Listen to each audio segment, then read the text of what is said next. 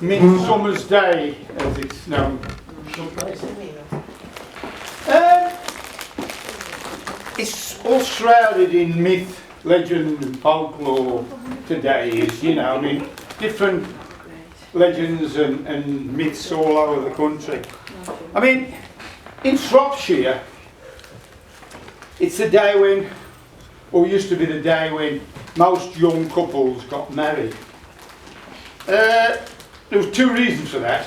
One, it was now that they took the bath, and they only had one bath a year.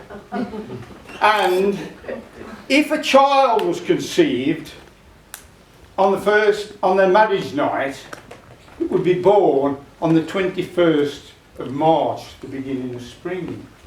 But old Bob and Lil, they weren't a typical young couple. They were past the first blooms of youth. I mean, Lil had worked as a servant in the big house for years, and Bob, well, he spent all his working life living and working on the same farm. He'd never been out of Shropshire.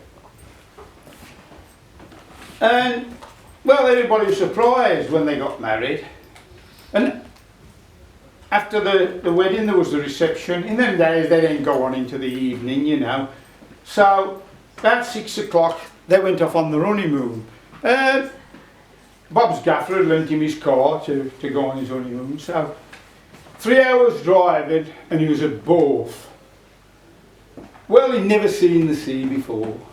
And he pulled up, and he said, Lil, he says, I've never seen anything like that in all of my life. And then he looked across at Lynn and noticed a dress had rolled up and was showing a good section of leg above the knee. Yeah. And he says, no, I've never seen anything like that either. And anyway, the old Noel and the old Noel farmer's and he put it on her knee. And he said, Bob, now we're married, you could go further. So he did. He went all the way to Aberystwyth.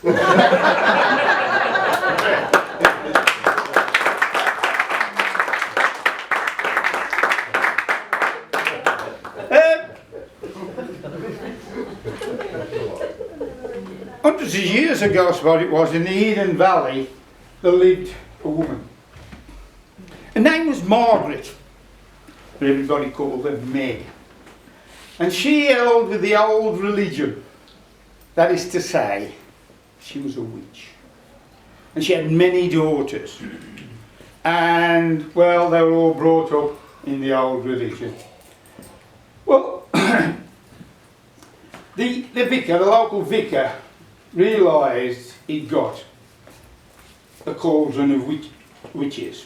But as long as they didn't practice their witchcraft on a Sunday, he decided to turn a blind eye to it. Now, there's two main events in a witch's calendar. The one is Halloween and the other one is summer solstice. And these things are all right, except if one of them were on a Saturday. You see, because if it went over, it would run into the Sunday, if it went past 12 o'clock. And he noticed that this particular year, that the summer solstice landed on a Saturday. So he went and he had a word with Meg. And he said, look, can you just make sure that your festivities finish before midnight? I said, well, that's okay with me. He said, because my daughters, they're in the teens now, and you know what teenage girls are like. They can be very willful. But, they left it at that. And that Saturday night, Meg and her daughters were dancing round in circles, got a band going. Great. 11:30, Meg paid the band and asked them to play the last dance.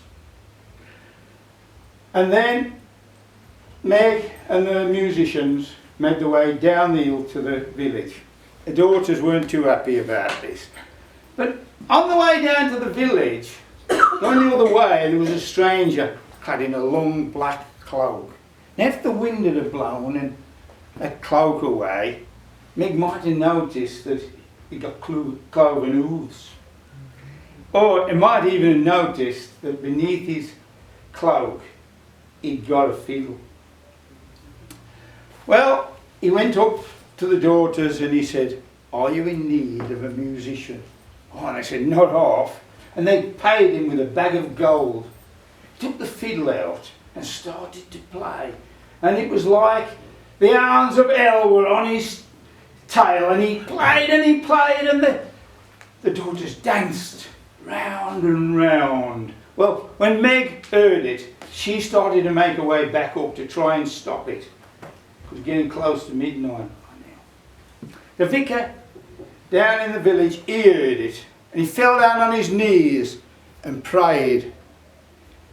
But as the clock struck 12, there was a huge flash, and all the witches were turned to stone. And those stones are still there to this day. They're called Long Meg and her daughter. And they're in a circle of about 350 feet. They outdate Stonehenge, and there's approximately, see, old Meg wasn't in the circle, she was just outside the circle on her own when this happened. But they call them Long Meg and her daughters, these stones. And as I say, they date Stonehenge. There's approximately 69 of them.